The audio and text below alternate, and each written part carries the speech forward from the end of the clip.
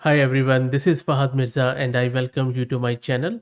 In this video, we are going to see how to fine-tune a vision language model on your own custom dataset. The good thing is that Hugging Face has recently released a full tutorial around it, and they have also shared a notebook which we are going to implement locally, and then we are going to fine tune this amazing Quen2 vision language 7 billion instruct model on a custom data set. I will be walking you through step by step. I will be explaining each step in as simple language as possible so that you can not only use your own dataset, plus you can use any other vision language model with the help of Hugging Face. And of course, I will also give you the link to the notebook so that you can try it out.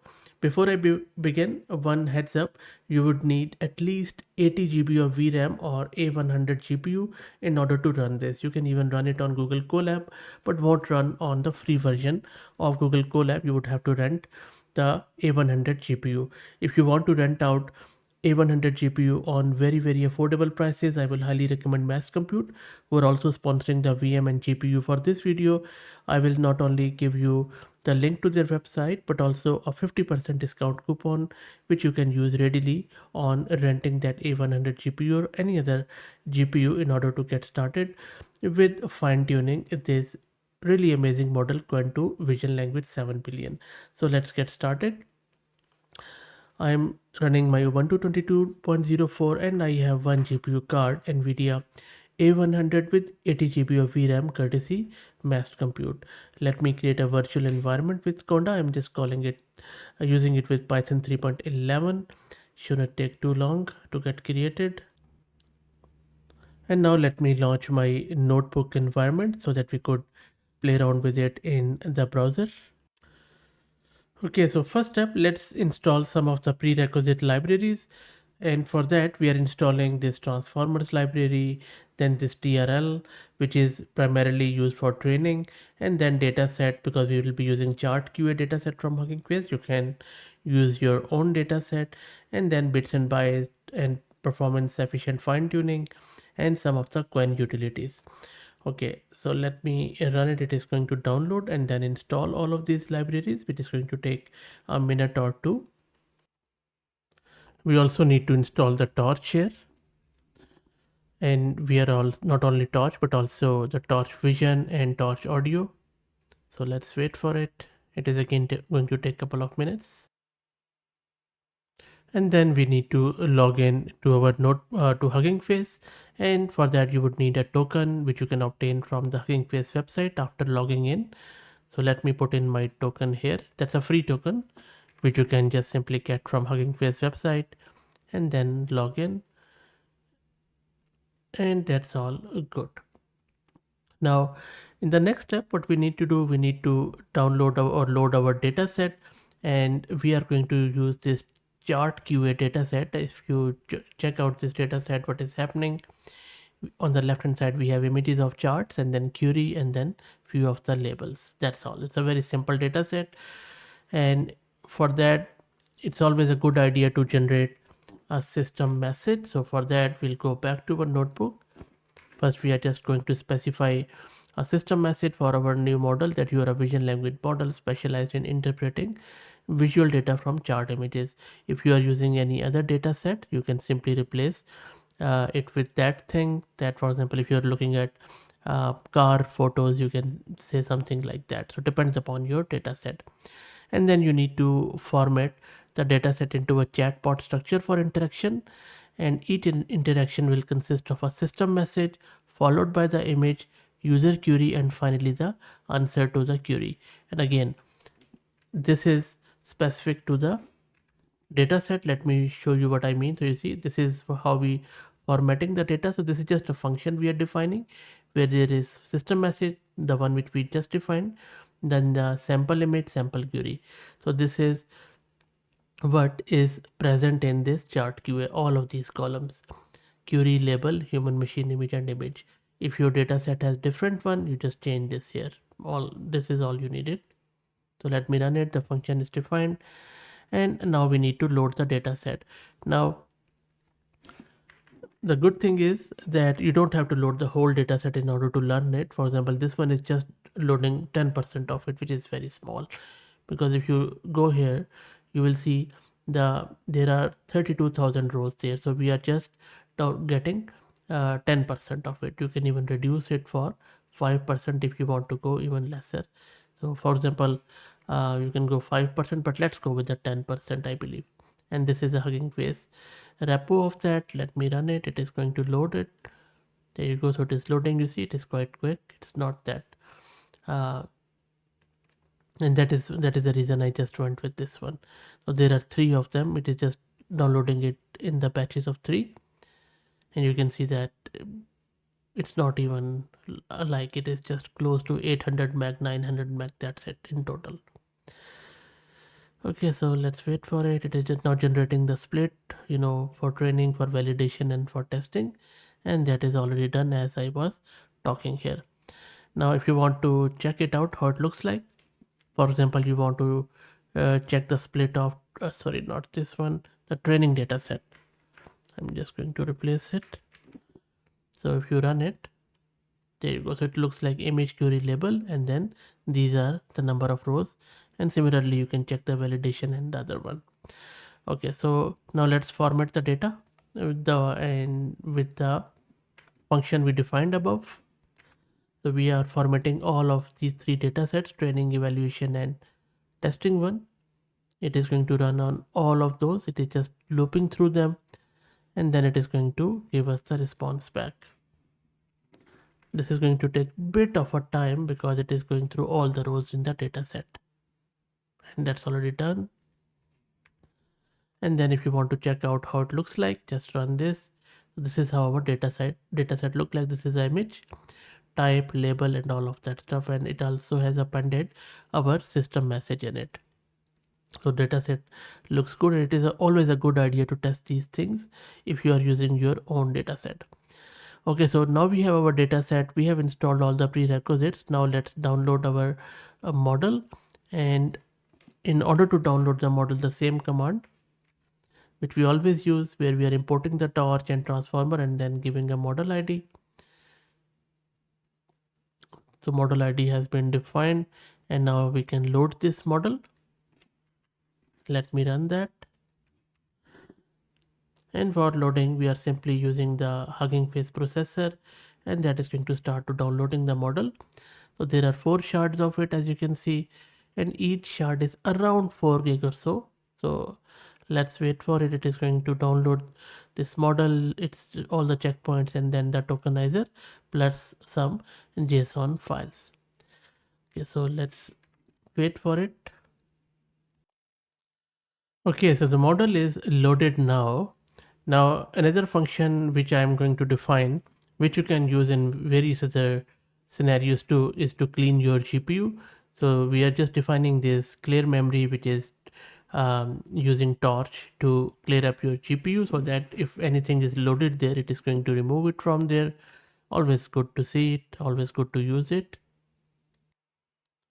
But we need to load our model because we are going to use it to fine tune, and I'm loading it in quantized format, which reduces the precision but still maintains a lot of quality, but doesn't require that much VRAM. So let me run it. It is going to load the models. Let's wait for it. Yep, it's all loaded. And now we will start setting the stage for our fine tuning. First up, let's define our PEFT, which is parameter efficient fine tuning, and which is primarily the supervised fine tuning, and QLoRa. We are configuring here QLoRa, which is quantized LoRa or low rank adaptation. QLoRa enables efficient fine tuning of LLMs while significantly reducing the memory footprint compared to traditional methods. LoRa is also good, but unlike standard LoRa, which reduces memory usage by applying a low rank approximation, QLoRa takes it a step further by quantizing the weights of the LoRa adapters. So not only we are quantizing the model, but also the LoRa adapters, which freezes the actual model and then simply fine tunes the rest of the adapter. And if you are interested in learning more about the intricacies of QLoRa, just search on my channel and you should be able to find a lot of videos where I have gone into a lot more detail. Okay, so we have run that, and now we can use our supervised fine tuning to refine our model performance. Allow me to paste the command here and I will explain what is happening.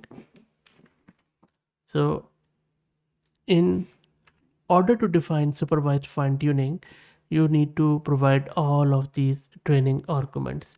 Now let me run this. So this is very quick because we are just defining all of these arguments. Just hold on here. I will explain what exactly all of these means. Let me um, quickly try to, for example, run this and then I will explain how it is working. Now you can also use WAN-DB in order to initialize it. I'm not sure if I have the credentials of WAN-DB, which is for instrumentation. I'll come back to this as I said. So you can, if you, sorry, not this one. If you have WAN-DB, which is used for instrumentation and logging, you can initialize it by simply using this import WAN-DB. We already have installed it. So you see it is asking for my WAN-DB API key. Let me paste it here. And as you can see that now I have logged in. WAN-DB is weights and biases. It just gives you the logging and monitoring and some instrumentation around it. Okay, so now I am defining this supervised fine tuning trainer or SFT trainer, which is primarily a wrapper around the transformers.trainer class, and it inherits all the attributes and methods here.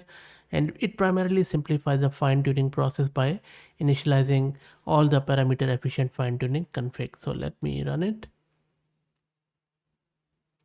Okay, so it is what exactly it is saying. I think I missed. Okay, so what it is saying that my because it is unauthorized means that I would need a write token for it. The token which I had pasted it in the notebook is for read. So let me go to Hugging Face and grab the proper token and log into notebook again. And now after doing this notebook login again with the write token, when I ran it again, it is successful. And now we can set off our training. And you can see that now the training is running. It is going to take a bit of a time. So let me take you up and let's have a look at those training parameters. So let's start from the top. As you can see that we are doing supervised fine tuning where we uh, give it our own custom data set and then fine tune the model, the base model accordingly. This is the output directory where it is going to put the resultant model, and then we are telling it the number of epochs. So number of epochs, primarily an epoch is a single pass through the entire training set. We have given it 3 epochs. That is going to take a bit of a time. And then this is the per device, which primarily mean the batch size for training per device. A batch is a group of data samples processed together. So we have defined both for training and evaluation. And then there are gradient accumulation step. These are the number of steps to accumulate gradient. Gradient measures how much each model parameter contributes to the loss. And then gradient checkpointing is true, so which is enabling gradient checkpointing for memory efficiency. Gradient checkpointing saves gradients at certain intervals to reduce memory usage. And then optimizer is AdamW torch, which is quite a popular one. And it is the optimizer primarily updates model parameter to minimize the loss. Learning rate is this. Learning rate controls how quickly the model adapts to the new information. And scheduler type is constant. This is where the scheduler adjusts the learning rate during the training.